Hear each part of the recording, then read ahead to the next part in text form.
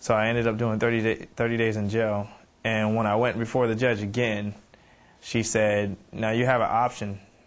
You have the reflections or you have back in jail.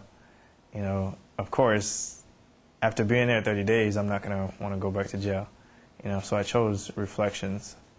The Reflections program serves boys and girls like Alex, who have a combination of conduct disorder, mental health, and substance abuse issues.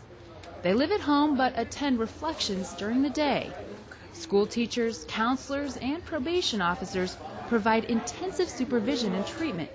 But even with all the professional attention, the youth still need their parents to play a critical role. They can't do it by themselves.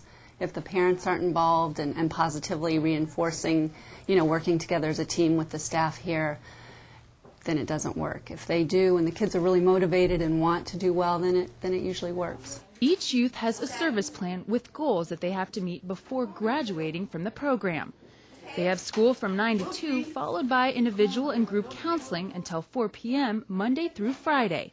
Progress is evaluated regularly. If a youth begins to make bad choices, there are consequences, sometimes leading to a return visit to juvenile hall. Officers and counselors also make regular home visits to case manage the entire family. They extend treatment services to the parents and siblings if necessary. You can go into a home and a parent can have issues with domestic violence. There could be some mental health issues. There can be some housing, food, again, basic parenting stuff.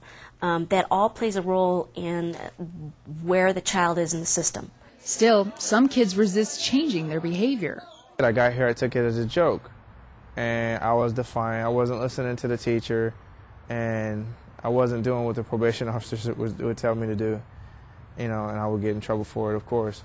And I think he was your typical, teenager who was having a hard time with limits in the home and dealing with communication and getting along with his mom and siblings. Alex may have continued to have problems if it wasn't for the tough love approach by Tracy. One day, Alex stole money from his grandmother's drawer, and she called Tracy to complain. Tracy knew just what to do.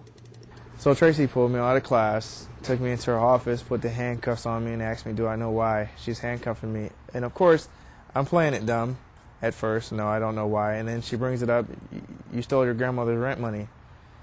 And, can't lie then, she knows. So I had to be honest.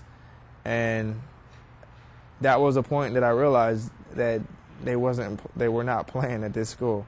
You had to take it seriously. That event helped trigger a turning point in Alex's life that has continued to this day, 8 years later. If it wasn't for her, that's like a stepping stone in my life. If it wasn't for her, I probably wouldn't be where I am today. And I can say that with 100% of my heart. If it wasn't for her, I wouldn't be here.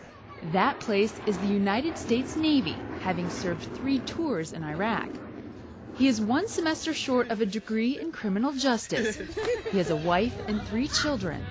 Alex's outcome shows just how successful intensive supervision and treatment can be. The rewards of planting these seeds and having kids come back 2 or 3 or 4 or 5 years later and saying hi and seeing where they are with their lives is priceless. I mean, this is what we're here for. I mean, this is why I'm a probation officer. To have parents, say to you, your program saved my life. I mean, that's, you can't put a price tag on that.